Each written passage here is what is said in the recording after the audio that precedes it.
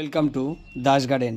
বন্ধুরা, সকলকে আমি একটা কথা বলতে চাই, সকালবেলা উঠে কিন্তু সকলে নিজের খাবারের ব্যবস্থা করে, কিন্তু আমার ক্ষেত্রটা কিন্তু সম্পূর্ণ উল্টো দেখাচ্ছি। দেখো বন্ধুরা, কত সুন্দর আমি একটা কাজ করি সকালবেলা উঠে গাছের জন্য।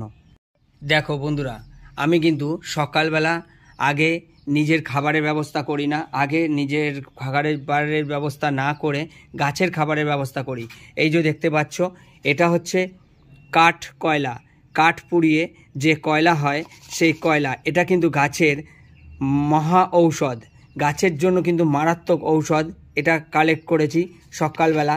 আর কালেক্ট করেছি কি, এই দেখতে পাচ্ছ কত কলার খোসা। এই যে কলার খোসা, যত কলা খাওয়া হয় আমি কিন্তু কলার খোসা কারোকে ফেলতে দেই না। এতগুলো কিন্তু এই দেখতে পাচ্ছ, এতগুলো কলার খোসা কালেক্ট করেছি।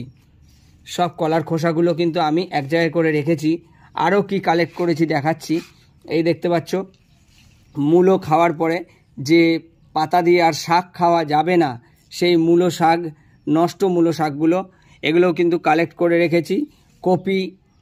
কপি, বাঁধাকপি, আরও যত তরি তরকারির খোসা, ডিমের খোসা, পেঁয়াজের খোসা, মানে সব কিছু বন্ধুরা, এই যে দেখতে পাচ্ছ পেঁয়াজের খোসা, সব কিছু কিন্তু আমি কোনো তরি তরকারির খোসা ফেলতে দেই না।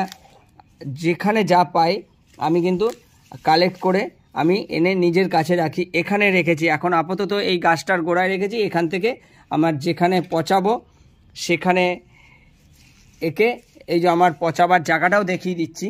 এই যে আমার দেখতে পাচ্ছ আগে ছাদ বাগান আমি দেখেছি, এগুলোকে এখন আপাতত আমার গ্রাউন্ডে করে দিয়েছি। এই সব কিন্তু এখানে পচানো হচ্ছে। এই দেখতে পাচ্ছ, এই যে দেখো, কোনো কিছু ফেলানো যায় না, সব কিন্তু আমার এখানে পচিয়ে সার তৈরি করা হয়। আর এগুলো দিয়ে গাছের মহা ঔষধ তৈরি করি আমি। তো বন্ধুরা, ভিডিওটি যদি ভালো লাগে প্লিজ লাইক শেয়ার কমেন্টস করো। লাইক শেয়ার কমেন্টস করে চ্যানেলটিকে সাপোর্ট করে আমার পাশে থেকো। নমস্কার বন্ধুরা।